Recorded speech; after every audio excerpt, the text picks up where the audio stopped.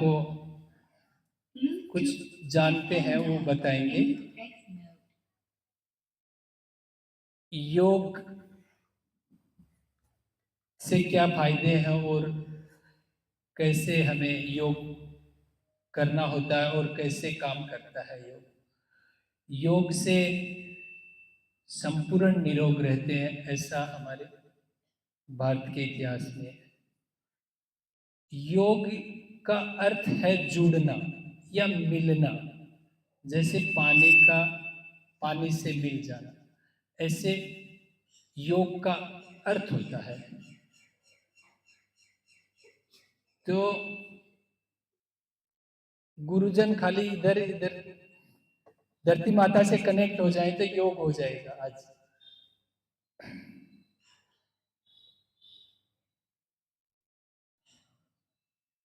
तो योग यानी जुड़ना। उसके अगर मान लो हम योग अगर सुबह में शाम को अगर 5 मिनट भी करते हैं तो हम अपने पूरे जीवन में कभी बीमार, कभी परेशान और कभी असफल नहीं हो सकते।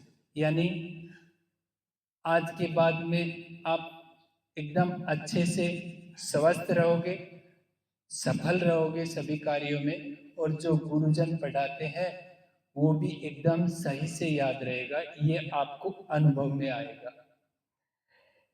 योग यानी जुड़ना। अब योग हम करते तो है नियमित, जैसे प्रार्थना है वो भी योग ही है, और जो घरों में परंपराएं बनाई गई है वो भी योग ही है। कहने का मतलब हम ईश्वर से योग करते हैं, ऐसी हमारी परंपराएं होती है। तो ईश्वर क्या है कि सभी जगह होते हैं, कण कण में कहा गया है उसको, और हमारे अंदर भी होते हैं। तो उससे जुड़ना होता है क्योंकि उसमें सारे वरदान होते हैं। यानी हम अगर बीमार हैं तो स्वस्थता का वरदान दे देते हैं, मतलब जो कुछ चाहिए वो मिल जाता है। इसलिए योग की परंपराएं बनाई गई है। यानी हमें सुबह में अगर 5 मिनट भी योग कर लिया ईश्वर से, तो हमारा पूरा का पूरा एनर्जेटिक हो जाते हैं हम। और जैसे वातावरण के अंदर दो एनर्जी होती है, एक पॉजिटिव और एक नेगेटिव, यानी एक सकारात्मक एक नकारात्मक। तो सकारात्मक क्या है कि हमें फायदा देने वाली है, यानी उसको ईश्वर कहा गया है, और नकारात्मक है वो हमें नुकसान करने वाली है। यानी वो नकारात्मक ऊर्जा से ही सारे हमें नुकसान करती है ना, तो रोग भी उसी से होते हैं और कमजोरी भी उसी से आती है, सब कुछ उसी से होता है, नकारात्मक ऊर्जा से। अगर उसके बदले अगर हम सकारात्मक ऊर्जा से जुड़ जाते हैं तो हमें कभी भी असफल अस्वस्थ नहीं रहेंगे। इसलिए योग का कहा गया है कि करेंगे योग रहेंगे निरोग, यानी कहने का मतलब एकदम संपूर्ण निरोग रहेंगे, और हमारा व्यवहार आचरण वो भी बदल जाता है। अब इसमें क्या होता है कि जैसे हमारा शरीर है, इसके अंदर हम होते हैं और एक मन होता है और एक हमारी बुद्धि होती है। मतलब ये ऐसा आध्यात्म में गिनती में आता है। लेकिन जो हम हैं वो योग करते हैं ईश्वर से, और जो मन है वो हमारी ऊर्जा निर्माण करता है, और फिर बुद्धि निर्णय करती है और शरीर कार्य करता है। तो योग मतलब कि एक बार हमसे योग कर लिए सुबह में, तो फिर हम पूरे दिन सकारात्मक रहते हैं और कभी बीमार भी नहीं होते, और हमारा व्यवहार भी बदल जाता है। जैसे ये जो स्कूल विद्यालय होता है उसको देवभूमि कहा गया है अध्यात्म में, और देवभूमि यानी देने वाली, हमें सब कुछ सारे वरदान देने वाली। और यहाँ पे जो गुरुजन हैं उनको देवी देवता कहते हैं, सच्चे, क्योंकि वो देते रहते हैं हमें अपने जीवन के अनुभव के आधार पर, हमें मतलब अच्छे से अच्छा देने का प्रयास और देते भी रहते हैं, और हम सफल रहे, विजयी रहे, कभी मतलब कि कमजोर ना रहे, ऐसा वो हमें सब कुछ देते रहते हैं।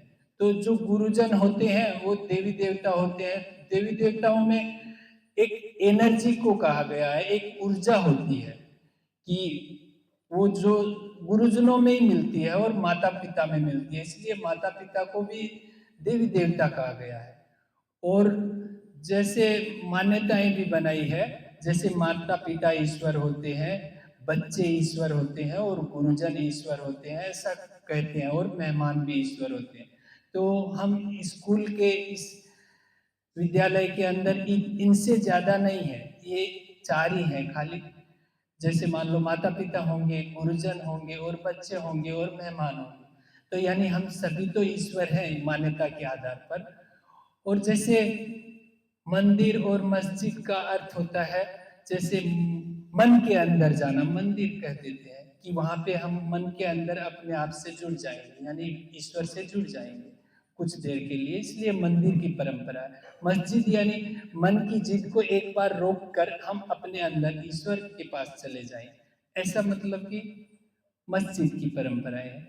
यानी कहने का मतलब हमें ईश्वर से जुड़ने की परंपरा को योग कहा गया है, चाहे उसको हम भक्ति कह लें, चाहे सत्य का सत्संग कह लें, चाहे फिर पूजा पाठ वगैरह कुछ भी कह लें, लेकिन कहने का मतलब उस ईश्वर से कुछ 2-5 मिनट सुबह में शाम को मतलब कि जुड़ने का नाम है, मिलने का नाम है, तो उसको योग कहा गया है। और आज हम वो योग करेंगे। तो इसमें करना क्या है कि जैसे हम जो हम हैं अंदर, जो भी हैं ईश्वर के अंश होते हैं, हम शरीर के अंदर जो भी हम होते हैं ना, वो ईश्वर के अंश होते हैं। तो वो ईश्वर ही होता है। जैसे ईश्वर में और हमारे में क्या अंतर है, जैसे ईश्वर बहुत बड़ा है, यानी सागर की तरह है, यानी सागर का पानी ईश्वर है, वो एनर्जी होता है पूरा, विश्व चेतना उसको कहते हैं, शक्ति होता है ओनली। तो वो शरीर नहीं होता है, शरीर के अंदर जो शक्ति है वो ईश्वर होता है। तो ईश्वर बहुत बड़ा है और पूरे दुनिया का, पूरे संसार का संचालन करता है। और हम इतने ईश्वर हैं कि हम अपने शरीर का संचालन करते हैं, इतने ईश्वर है। जैसे मान लो जैसे गाड़ी है और उसका ड्राइवर है, तो हम क्या है कि जो हमारा शरीर है वो हमारी गाड़ी है और हम उसके अंदर ड्राइवर है। तो ड्राइवर कौन है? हम ईश्वर। यानी ईश्वर हम सभी, जो हमारे अंदर जो हम हैं, जो एनर्जी है, जो मतलब कि वो ईश्वर है, ऊर्जा है, जो शक्ति है। तो उस शक्ति से हमारे सारे कार्य होते हैं, वो संचालित करती है पूरे शरीर को। और फिर क्या है, उसके बाद अगर मन एक बार 5 मिनट के लिए ईश्वर से जुड़ गया, तो हमारा मन है ना, वो सकारात्मक ऊर्जा बनाता है, पूरा पॉजिटिव। तो यानी कहने का मतलब हम अच्छा व्यवहार करेंगे और सभी कार्य में सफल रहेंगे। यानी हम जो गुरुजन पढ़ा रहे हैं ना, वो एकदम अच्छे से समझ में आएगा अगर हमारा योग हो गया तो 5 मिनट सुबह में। ऐसा मतलब कि इसलिए है कि हम हमेशा के लिए स्वस्थ रहें, लेकिन और कोई गलत व्यसन हमारे में ना आए, कोई भी हमें मतलब कि कोई नुकसान पहुंचाने वाला, उसके हम चक्कर में भी ना आए। जो भी हमें नुकसान पहुंचाने वाले होते हैं ना, और उनके चक्कर में कभी नहीं आएंगे। अगर मान